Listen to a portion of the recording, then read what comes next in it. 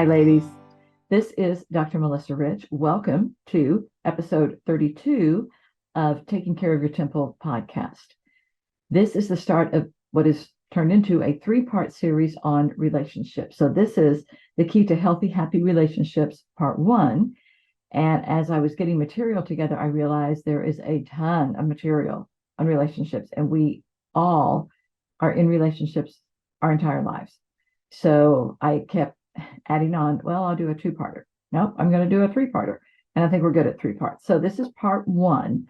And I'm going to talk about the podcast in general, and then we will get to our topic for the day.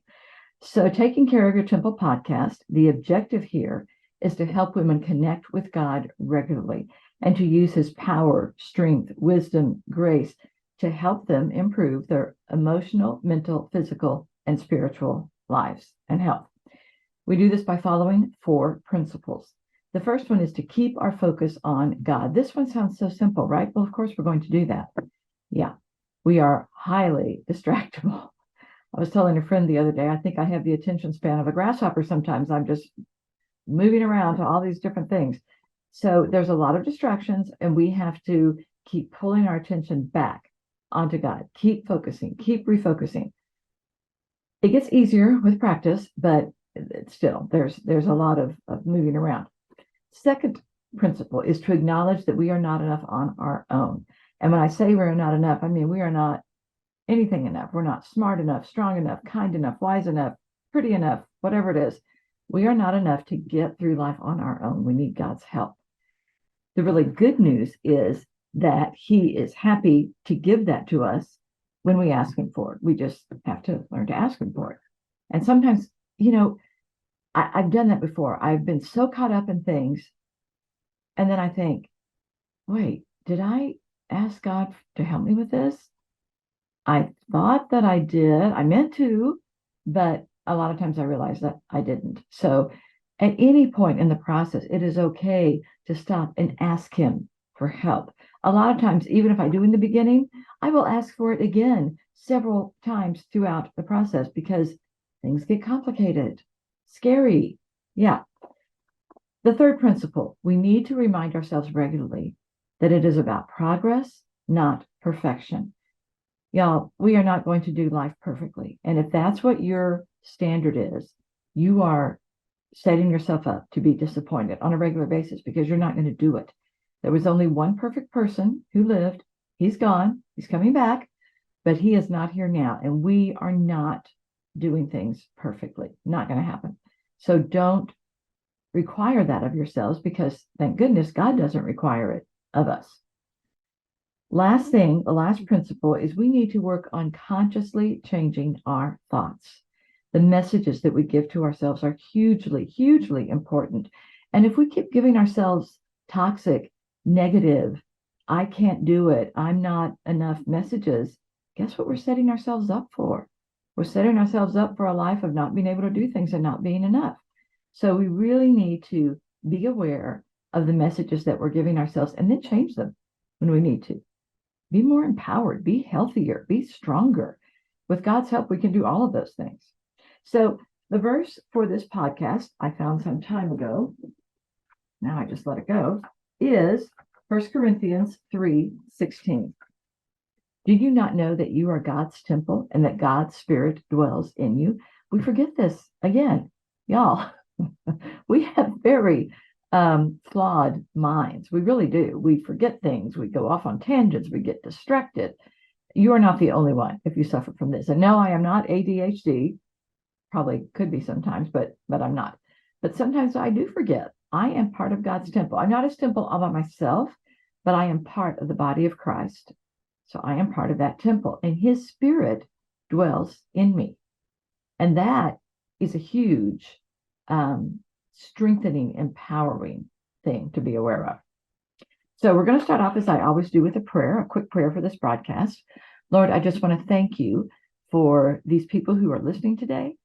I ask that you will give me the words that you want me to say. You will bless them, and that they will be effective, they will have impact, and they really will help people to move closer to you.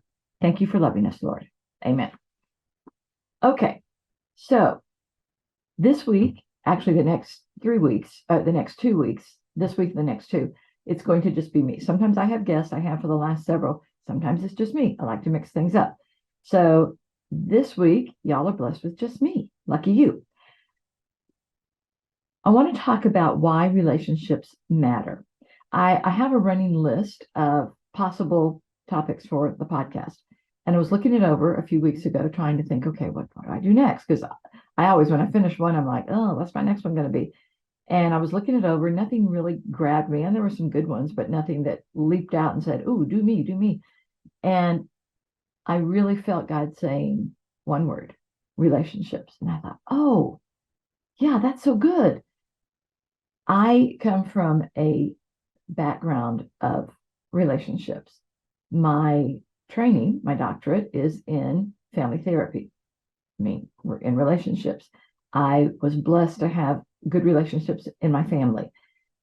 The way I kind of envision it is we are all part of this network of interconnected relationships. We live in those, we work in those, we play in those.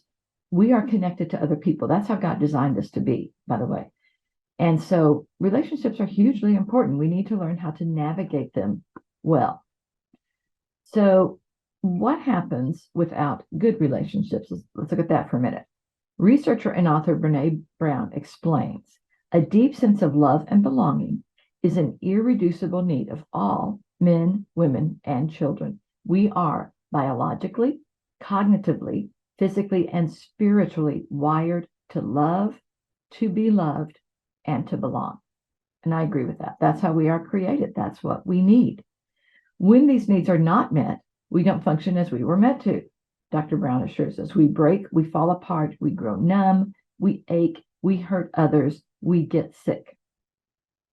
There are certainly other causes of illness, numbness, and hurt, but the absence of love and belonging will always lead to suffering. And I totally agree with that. She's completely right.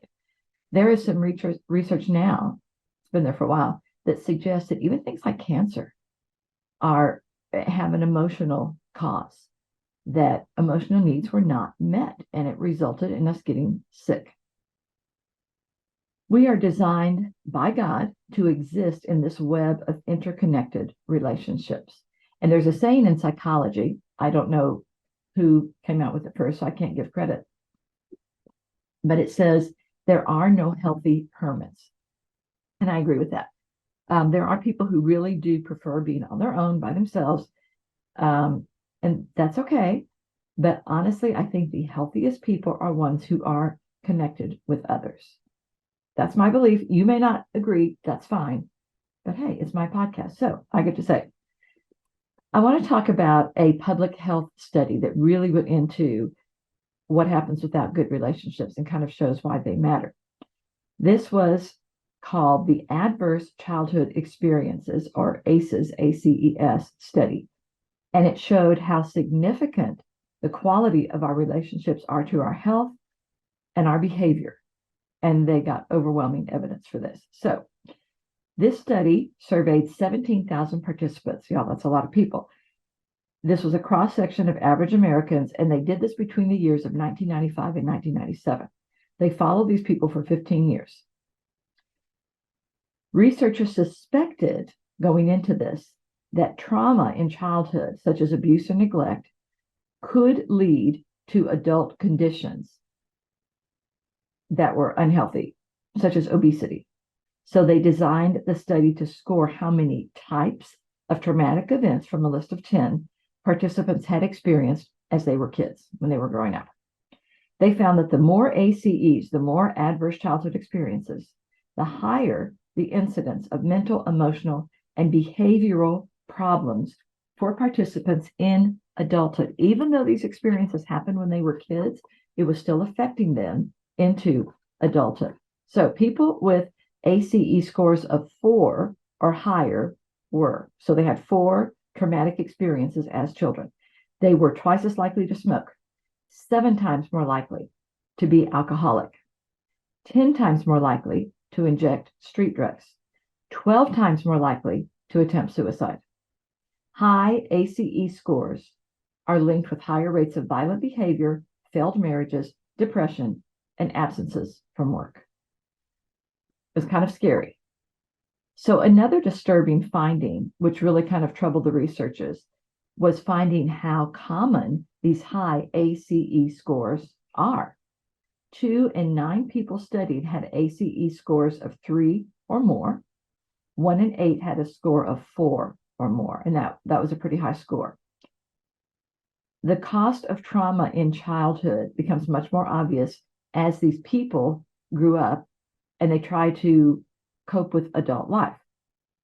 A lot of foster children who ended up aging out of the system, instead of going on to leading a healthy life, they ended up on the streets. And this is much more common than people realize. And that could be a whole other podcast I'm not going to get into right now.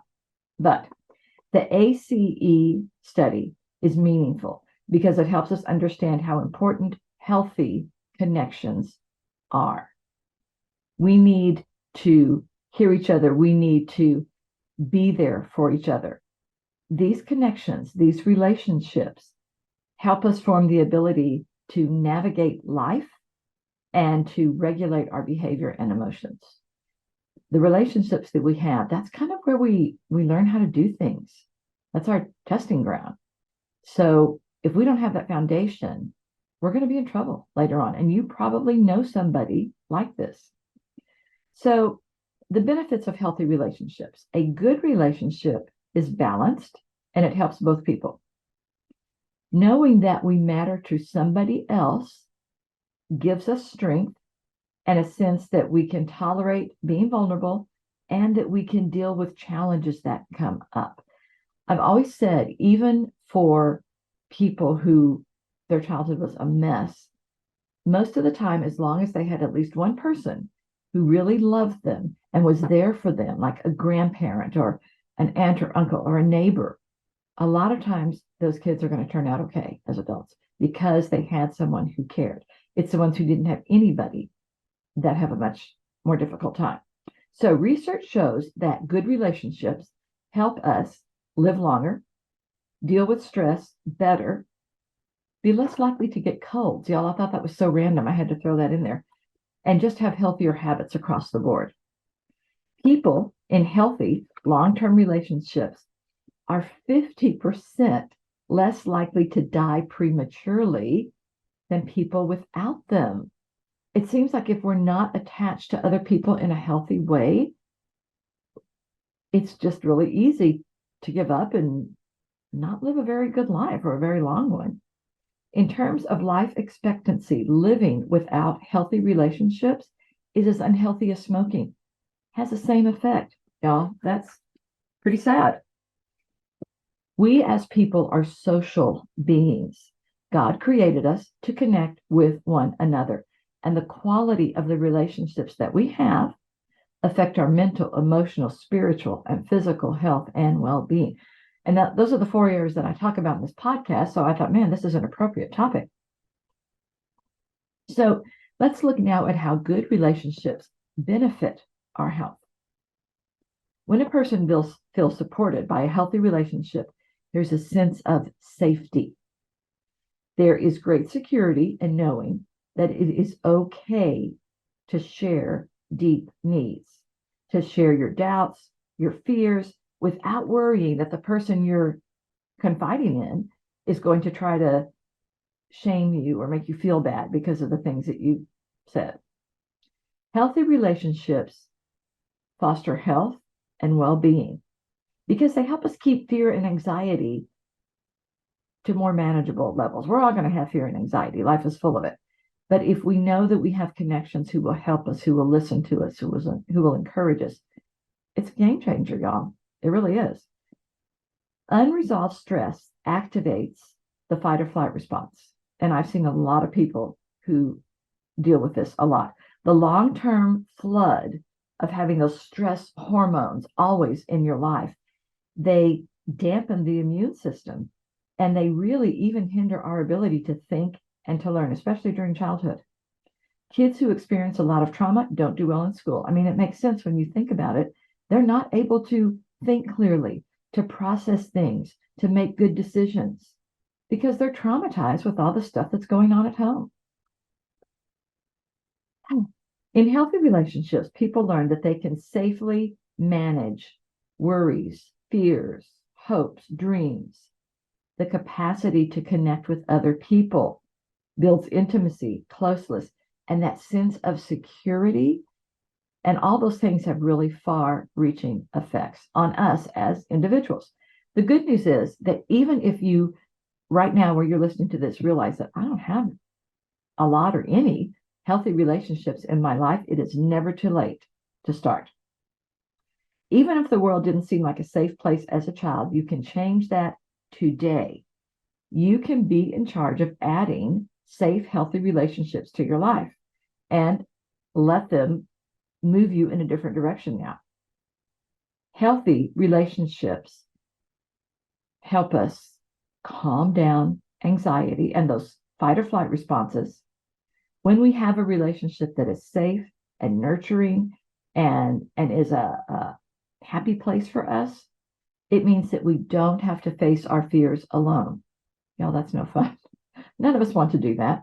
We can turn to other people for shared support, strength, comfort, joy, all of those things that we all need. They can give that to us.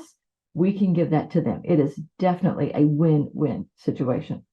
So it takes time to learn to open up to others so that healthy relationships can be formed, but it can be done. Again, y'all, it's never too late.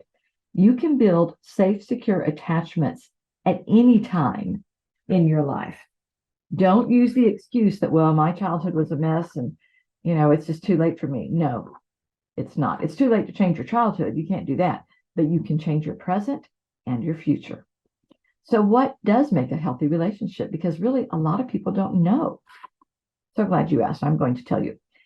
Healthy relationships have been shown to increase our happiness. That makes sense. Improve health and reduce stress. Research shows that people with healthy relationships have more happiness and they have less stress. I mean, that's what we all want. No one says, I want less happiness and more stress, right? Nobody says that because we don't want it. So there are some basic ways to make relationships healthy, and I'm going to go over these in just a minute. And I just want to stress that what I'm about to go over, this applies to all kinds of relationships, friendships, work, family, and romantic relationships. Some of these that I go over throughout this podcast are going to be more toward romantic, and I will say it when that happens. But again, most of the time, these apply to all of them. And again, we all are in relationships. So first tip, keep your expectations realistic. No one can be everything that we might want them to be for us. Okay? It's not going to happen. Healthy relationships mean accepting people as they are and not trying to change them. Now, when I was doing therapy, I can't tell you how many times I had women who would be in a relationship and we're going through and they're telling me, well, he's doing this and he's doing this and I don't like that. And then they would say the famous line, but he'll change once we're married. No, not so much. And my question would be, why? If he's doing that now, he's on his best behavior before you're married. He's not going to get better once you are. And y'all, as women, we tend to be really bad about thinking that we can change people. Not so much. People typically, yes, we all can change. We don't usually change that much for somebody else, and we don't change our basic nature. So just be aware of that. Another thing to help make a relationship healthy is to talk to each other.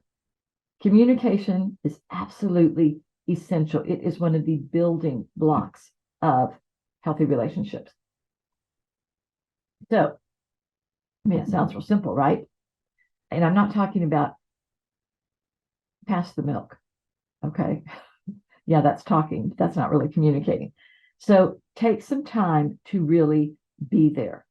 You don't have to do more than 15 or 20 minutes a day. I mean, that's a good starting point, but you need to be fully present during that time. So one of my cardinal rules is when you are having a conversation with someone, the electronics go off. Put them away. Now, if you have somebody in the hospital and, they're on life support or something, okay, you may need to leave your phone with you. Other than that, turn it off. Learn to genuinely listen. I used to be so bad about when somebody else was talking. I was not really listening. I was kind of listening, but what I was really doing was planning what I was going to say when it was my turn. That's not really listening. I'm better about it. I still have to watch myself sometimes, but don't do that. A lot of us do. Don't interrupt. Don't plan what you're going to say next. Try to really get a good idea of where they're coming from and what they are saying. Another way to talk with each other is to ask questions. This shows that you're interested. Ask about their experiences, their feelings, their opinions, and interests. And if there are any men who are listening to this, y'all, that is one of the best things a guy can do, is he can listen and ask questions and show that he's interested. Okay, that scores so many points with most women. It really does, because so many men don't do it. So you will be way ahead of the game if you learn how to do that. That was free. You're welcome. Next is to share information. Research shows that when we share information with each other, that's how relationships begin. Let people know who you are, what you're doing, but don't tell them everything. You don't need to give them your whole life history in the beginning. Let what you do share be genuine, be appropriate, but you don't want to overwhelm them in the very beginning. They may run away screaming and never come back. Okay, another guideline for a healthy relationship: be flexible. So it is really natural to feel uneasy about changes. Healthy relationships are ones that allow for change and growth. Now, I just said that, we can't change people, but we are all creatures of change. We're not going to stand still. Things are going to adjust. Things that you like to do at one point of your life, you may not like later. And so if you're in a relationship and you expect the other person to keep doing exactly the same things all the time, that's not going to happen. You need to allow room for growth in the relationship. Another pointer or indicator of a healthy relationship is, are you taking care of yourself too? Healthy relationships are mutual, and there is room for both people's needs. If a significant number of both persons' needs are not being met, it's probably not a healthy relationship. You both need to be giving and receiving on a regular basis. Granted, there are times, like if somebody's going through a crisis, when you're going to be giving 95%, but then a few weeks down the road, it may be your turn. So there's going to be some back and forth, but it needs to stay somewhat equal. Another indicator of a healthy relationship is, are both people dependable? If you make plans with somebody, follow through. Or if you have to cancel, let them know. Try not to wait until the last minute. If you take on responsibility, finish it, y'all. Healthy relationships are trustworthy. And if you give someone else the message enough times that you're not trustworthy, they're not going to trust you. This is how that goes.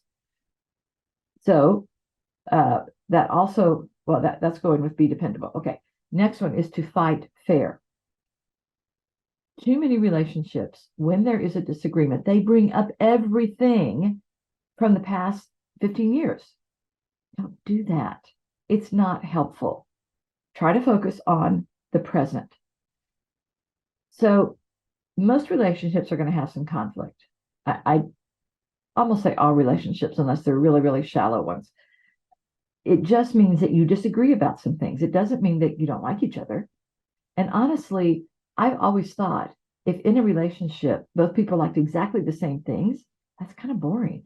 I think it makes it more interesting when they like to do things that I don't like to do, and I like to do things they don't like to do. It enhances rather than takes away from it. So if there is a disagreement, and this is under the fighting fair, cool down before talking. Sorry.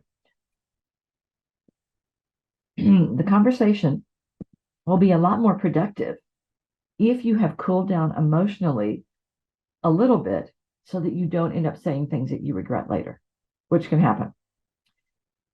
Use I statements. Share how you feel and what you want without assigning blames or motives. So an example would be, when you don't call me, I start to feel like you don't care about me, instead of, I always have to call you. You never call me when you're out of town. I guess I'm the only one who cares about this relationship. Does that sound familiar? I think we've all heard that, or we've all said it, or had it said to us, something like that. And again, learn to ask for what you want. Those I statements are important. Keep your language clear and specific. Try to stick to describing the behavior that you're upset with while avoiding criticism and judgment. Go after the problem, not the person.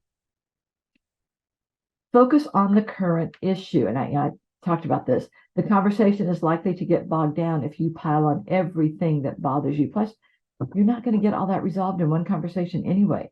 Don't go back and bring up every issue from the past 5 or 10 years. And also, when you are talking with the person about a problem, try to avoid saying always or never and just address one issue at a time. Always and never are almost never true. I said almost never. Usually there's blame on both sides. Take responsibility for mistakes. If you've done something wrong, apologize. It goes a long way towards setting things right when you acknowledge what you did and apologize sincerely for it. And recognize that some problems, y'all, are just not going to be very easily solved. Not all differences or difficulties can be resolved. When you're in a relationship with someone, again, be it a friendship or a sibling or work or a romantic thing, you are different people. Your values, beliefs, habits, and personality are not always going to line up perfectly. They're just not. Choose your battles. It's important to figure out for yourself what you can accept or when a relationship isn't really healthy for you. And the whole thing of choosing your battles. When my boys were growing up at home, I was the only female in a house with 3 men. Can you all guess what one issue was that was ongoing that drove me crazy? If you guess that the toilet seats were always up, bing, bing, bing, yes, you got it. And there were times when I would just say, get back in here and put that toilet, because I was just fed up with it. But most of the time it'd be like, okay, it's just not that big of a deal. There's other things that we need to focus on. I'm just going to put it down. Now, having said that, a couple of times, and this will tend to happen, my husband or my sons would get up to use the bathroom in the middle of the night. They would sit down and fall in. I'd be like, yeah, welcome to my world. So that kind of helped with that issue also. So something else to do to keep relationships healthy is to learn to be affirming. Relationship researcher John Gottman says that happy couples have a ratio of 5 positive interactions or feelings for every 1 negative interaction or feeling. So learn to be appreciative. Let them know that you love them, that boy, they did a good job with that. But express those positive things. We all need to hear them. And when you do that, it just makes for, again, a better relationship. Next tip, learn to keep your life in balance. Other people can help make our lives satisfying, but they're not going to be able to meet every need that we have. Don't expect that. Find things that interest you and become involved in those. Healthy relationships have room for outside activities. You do not need to be with the other person 24/7. So if you are a huge sports person, this was my late husband, and I was not at all, he would watch games without me, thank you, Lord, or go to games. I'd take my sons. I would not, because I didn't care. I still don't care. I like the Olympics, but other than that, I really am not a big sports person. And that's all right. You don't have to like all the same things, but just give each other room to do your things. I'm a huge crafter. I would never have asked Ed to go to a craft store with me. He would have been bored out of his gourd, and he would have been looking at his watch the whole time. Are you done? Can we leave? That was my thing that I did, and that was okay. Something else to be aware of. It is a process. We need to all be aware of that. It might look like everyone else we know is confident, connected. They have got it together. Their relationships are great. However, most people do have concerns about fitting in and about getting along with others. We just all learn to hide it pretty well. It takes time to meet people and to get to know them. So healthy relationships can be learned and practiced, and over time, they will get better. You are not going to leap into a relationship and within 2 days have your new best friend and you're all deeply connected on every level and you're a lifelong besties. That's just not going to happen, probably. If it does, I would have some concerns about whether it would last or not. Another tip for a good relationship is to be yourself. I mean, honestly, who else are you going to be? It's much easier and more fun to be authentic than to pretend to be something or someone else. So, and again, women can be bad about this. Pretending to be someone else or interested in things that you're not interested in order to get that relationship going, y'all, that's going to come back to bite you. That's not a good idea. Don't do that. It's not helpful and it's not necessary. Again, you can be interested in the person without pretending that you love everything that they love. So healthy relationships are not one size fits all. Just because your sister and her husband have a great relationship doesn't mean that your great relationship is going to look exactly like theirs. Okay? It can look very different and still be a very healthy relationship. There are lots of qualities that make up healthy relationships. But no matter what kind of relationship you're in, healthy relationships do have certain core values, core characteristics. A healthy relationship is one in which both people feel valued, trusted, and respected. So, in order for that to happen, a relationship needs to have these following characteristics. And we talked about some of these. Communication. Communicating with your partner sounds easy, but it means more than just talking about your day, although you should be also talking about your day. Real communication leads to that emotional connection that you can't get anywhere else. And this is one reason, y'all, why an emotional affair can be just as damaging, if not more so, than a physical one. Again, when I was doing counseling, I would have, and a lot of men were guilty of this, they would say, well, we never slept together or anything, we just talked. Yeah, but that was emotional energy that you should have been spending connecting with your wife, and you didn't. And that took away from the relationship. That can be hugely damaging. Just be aware of that. Honesty. This is an essential part of relationships. Healthy relationships involve two people who are honest about how they feel and what they're thinking with themselves and with each other. There's just no replacement for that. Y'all, the only exception that I can think of is if you are planning a surprise party for the other person, okay, you can lie about that. Don't do it for a long period of time. They'll find out. But something like that is okay. Other than that, don't lie about things that you're doing because you don't want them to be upset. They're going to find out and then they're going to be even more upset. Be honest.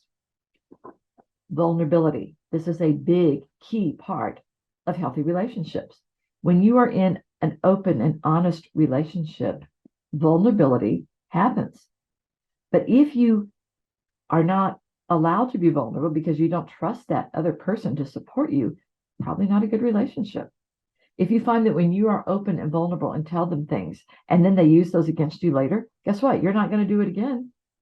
So again, not a healthy relationship. And then growth. Growth is really important in a relationship. If you're not growing, you're dying, right? I mean, there's no in between. And that happens with relationships as well. So just be aware that you need to not do the same old thing together, even in a marriage, maybe especially in a marriage. Try some new fun things. If you guys always go bowling on Friday night, maybe one night instead you try axe throwing. I don't know if I even said that right. Is that right? Axe throwing? You know, the thing where you throw the axes, whatever. Or you do one of those paint and drink wine things, whatever. Try new things regularly. This keeps things fresh and growing and exciting. And you won't like every new thing that you try. I just want to say that. And, you know, the things that you don't like, you don't do them again. But, hey, you stepped outside your box. It was good. So we're going to look at here in a little bit. I'm going to start on a list of red flags in relationships, but I'm going to talk about yellow flags first. Red flags are a reason to stop or to back away from a relationship. Yellow flags are just kind of a sign that, okay, maybe we should slow down and look at this and think about it for a bit. Yellow flags are signals that point toward patterns or behaviors that need to be changed in order for the relationship to keep moving forward in a healthy manner. For example, A red flag might be when a partner forbids you or tries to forbid you from going to events without them.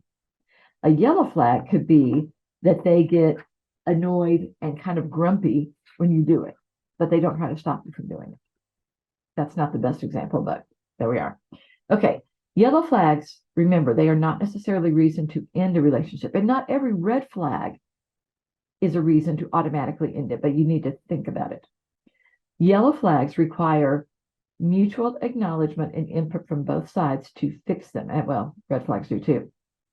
So anything about a partner, friend, colleague, family member, whatever, that has potential to cause friction over the course of a relationship could be a red flag. So some examples might be a person who constantly makes decisions alone without getting input from you. They don't ask your opinion. They tell you what's going to happen. That gets old after a while.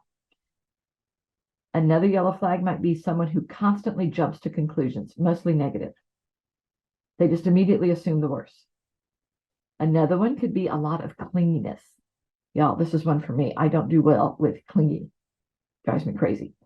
Another one could be lying a lot, especially about small things, because a lot of people, lying is their default. If they lie about small things, guess what? They're going to lie about bigger ones. So you really need to give that one some thought if you find that that's going on. Another one can be, does this person come from a family where there's lots of upheaval and lots of drama? Because that's probably their normal. And at some level, they're going to seek to recreate that. We all seek to recreate our normal. We are drawn toward it. So those are just some things to be aware of. Now, again, that doesn't mean go out and terminate the relationships. It just means give it some thought, look it over. All right. So if something about someone in your life directly threatens your health or well-being, then yeah, it's probably a red flag. And you definitely need to think about that one. And you may need to end the relationship. Okay. Red flags are warning signs that indicate unhealthy or manipulative behavior. Sometimes they're not that easy to recognize in the beginning, and that's part of what makes them so dangerous. However, although they may start out small, they tend to grow bigger and they become more problematic over time. Dr. Wendy Walsh is a clinical psychologist who specializes in relationships, and she says, in relationships, red flags are signs that the person probably can't have a healthy relationship, and proceeding down the road together would be emotionally dangerous. It would be ideal if we were all able to recognize the signs of an unhealthy relationship, but the problem is it's hard to let go of someone we love. We focus on the good, and we refuse to see what's often obvious to everybody else, that the relationship is unhealthy. And I tend to agree with that. So certain relationship red flags like physical or emotional abuse, y'all, they are always signs that you need to get out. You need to protect yourself. So here are some red flags, and we're going to go over some of these, and then I'm going to stop, and then we'll go over some more next time. First red flag in a relationship is overly controlling behavior. This is a common red flag in relationships. If your partner or your friend or a family member pressures you to try to make you change your appearance, quit activities that you enjoy, or stop seeing friends or family, those are big red flags. Pushing you to share every thought, every detail of your day, and always needing to be with you, these are also controlling, but they are more subtle signs. So again, sometimes it's easy, especially in the beginning of the relationship, to misinterpret these. A partner who is controlling in any way, very likely, has some deep personal issues that they need to work on. So if your partner is trying to control who you see, who you talk to, where you go, how you spend your money, what you do online, what your body looks like, what you eat, or what you wear, any of those, and there's probably others, these are signs that they don't value you as you are, and they're trying to change you. That's, first of all, not doable. We talked about that earlier. And it's really not respecting you. Do you want to be in a relationship with someone who really doesn't respect you and really doesn't like you as you are? So that's a big one. Next, another red flag, lack of trust. Trust is an important foundation in any healthy relationship.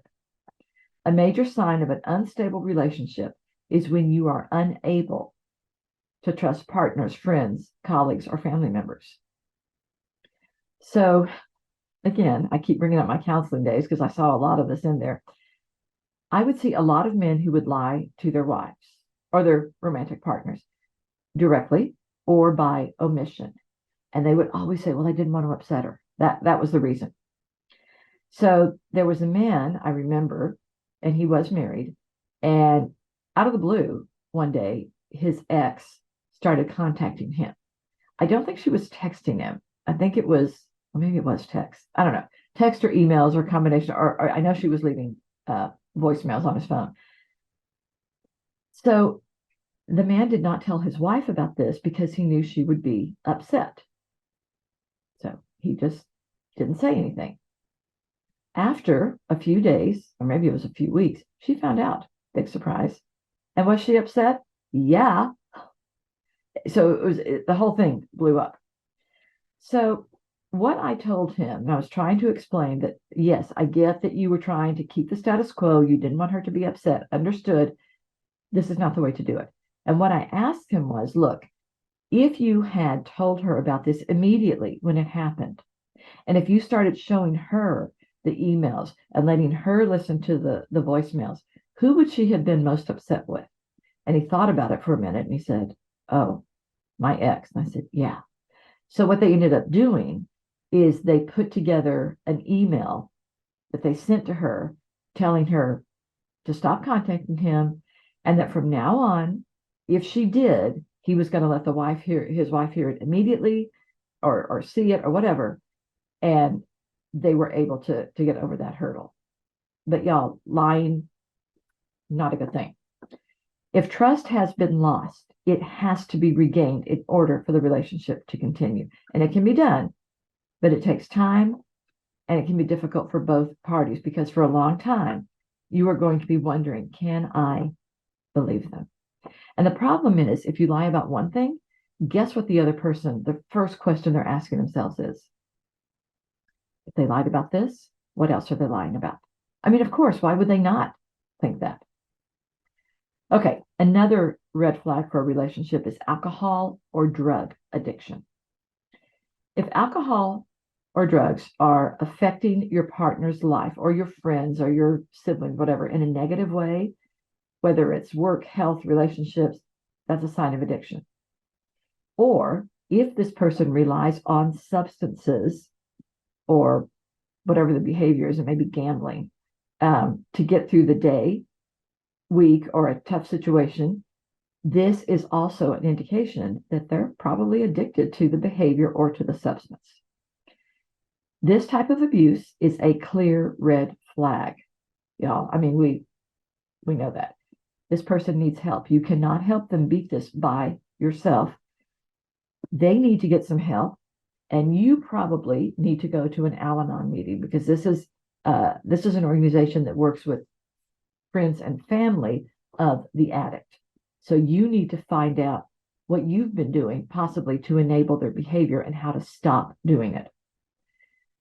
If substance abuse or a habit abuse ever leads your partner or that other person to harm you physically or emotionally, y'all, this is a clear sign that guess what? You need to walk away. Okay, I'm going to do one more red flag and then we're going to stop with this one. I will pick it up next time at this place. So another one red flag is feeling low self-esteem.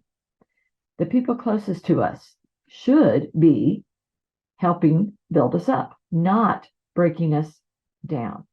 When you care about someone, you're committed to supporting them and encouraging them and lifting them up. If you are not feeling that support from the other person, your partner, family, or friends, and something needs to change. And I want to point out too, there's a difference between honesty and criticism. When your partner's being honest, you will still feel respected and valued because their feedback is constructive. They're not attacking you. They're just trying to help you get better. Criticism is often about little things like your clothes or your favorite pastimes. And the goal is to make you feel less or just inadequate. If this happens a lot, y'all, that is a really big red flag. Okay, so we're going to stop there with the red flags. We will pick up red flags next week. And now I'm going to switch over to a Waco fun fact because I haven't done those in a while. I kind of got off track. One of the fun things that is happening in Waco right now is the Scooby-Doo Mansion Mayhem at the Mayborn Museum. I haven't been, but y'all, this sounds like so much fun. And if my boys were younger, I would be there in a heartbeat. And I'm just thinking, my grandson is a little over 2. If he were a few years older and, came to visit me, if that's still there, I would take him. So for over 5 decades, the members of Mystery Inc. have worked through all these mysteries, and now they're doing the Scooby-Doo Mansion Mayhem. There is a jewel thieving ghost, that sounds serious, who has dodged the police, and he was last seen in this spooky mansion. So they need to see if there's any meddling kids or grown-ups who can help solve the mystery in this immersive exhibit. So there's a graveyard. You can observe, you can ask questions, you can interpret clues to help the Mystery Inc. gang crack the case. And you can take a picture of your own gang with the mystery machine. There's a hall of portraits. You can join Daphne in combing through paintings for clues. You can explore the library and the music room. Velma lost her glasses and could really use your help. I always thought when my boys watched Scooby-Doo, I would have been Velma because I wore glasses when I was younger. I was pretty smart. I wanted to be Daphne, but I was probably Velma. Oh well. You can also find the villain's tinkering workshop. You can check the kitchen. And then the Shaggy and Scooby-Doo make a beeline to the kitchen because that's their favorite part of any house. And you have to think with your stomach. I'm not sure what that means. Just like Shaggy and Scooby to complete those challenges. So the Scooby-Doo Mansion Mayhem is included with museum admission and it's free for members. So if y'all are coming to Waco and you have kids, this sounds like this would be a really fun thing to do. Y'all need to check it out. Okay. So along with this podcast and Waco Hypnosis Center, I am available for public speaking. If you're interested in having me for an event, you can contact me through my website at www.drmelissarich.com or email me at info@melissarich.com. And y'all, if you enjoy this podcast or any of my others that I have done, I would love for you to do one or all of the following. Follow the podcast, write me a great review, tell everybody how amazing it was, and share some of the episodes. That would be really, really helpful. That is it, y'all, for today. I appreciate you listening. Next time we will pick up with more red flags in a relationship and see how that goes. Everybody have a good week and hopefully we'll be back again next week. Bye.